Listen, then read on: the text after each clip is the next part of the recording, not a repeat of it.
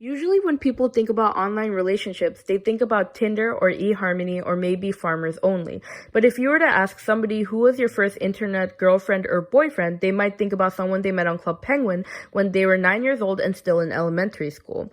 The truth is, ever since the internet sprung up, people have been dating at younger and younger ages on various different websites. For many people, one of those websites was Club Penguin. In fact, Club Penguin was the place of my first internet relationship. It was 2009 and Music Jam had arrived to Club Penguin. I was busking near the nightclub in hopes of making a few coins and gaining enough fame to perform in the coffee shop or another bigger venue. Needless to say, everybody hated my performances and would boo me while I sang a song of my own creation called The Money Song. One day, while singing and the crowd throwing insults my way, a lovely penguin came up and started defending me. They talked about how they liked my song and told the crowd to stop being so negative. I was touched, so I offered to take them to the coffee shop, and that ended up being our first date. After that, we went to my igloo and they gave me a heart sign.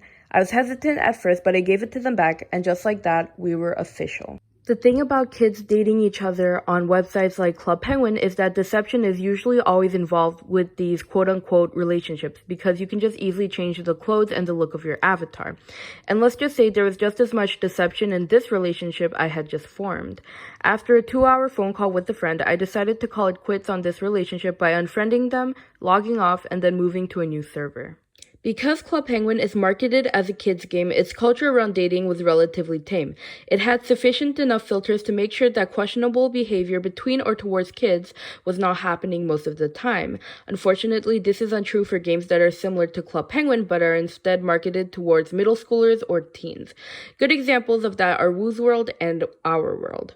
The problem with Our World was, although it was marketed towards teens, kids would often play it as well. So it became a very dangerous playground for them. Teens being teens were always looking for ways to date each other and have relationships. Unfortunately, kids would fall into this trap and unknowingly enter inappropriate relationships with people older than them. As for Woo's World, the deception that's already built into these types of relationships are intensified. It used to be common for people on Woo's World to pretend to start dating you only to reveal that they were a different gender as if it was the funniest thing in the world. Now, out of all of these websites, there is one that is elevated from the rest when it comes to online relationships regarding both romantic and platonic ones, and that website is Pixie Hollow. Pixie Hollow was a place where people tended to create relationships that would last for years and years and years.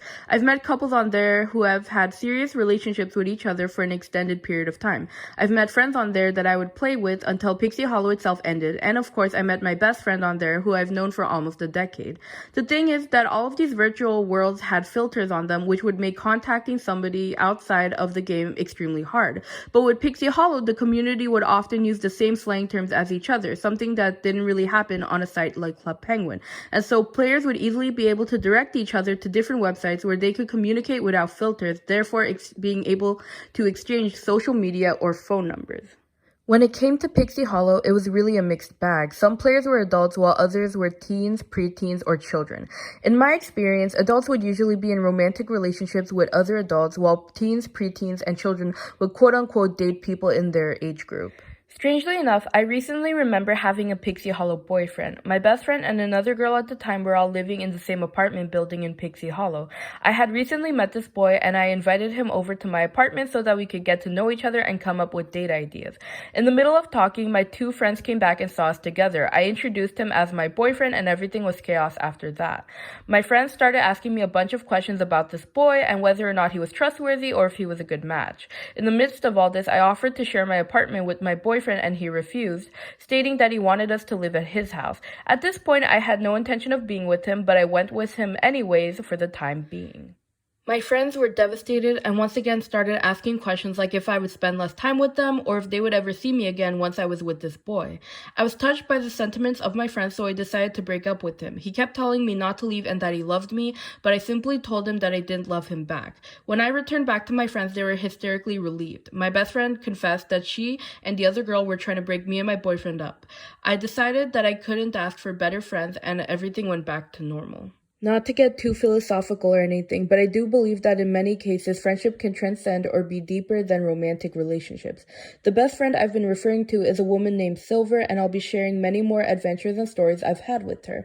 I hope you all enjoyed this video and stick around for more. Thank you for watching.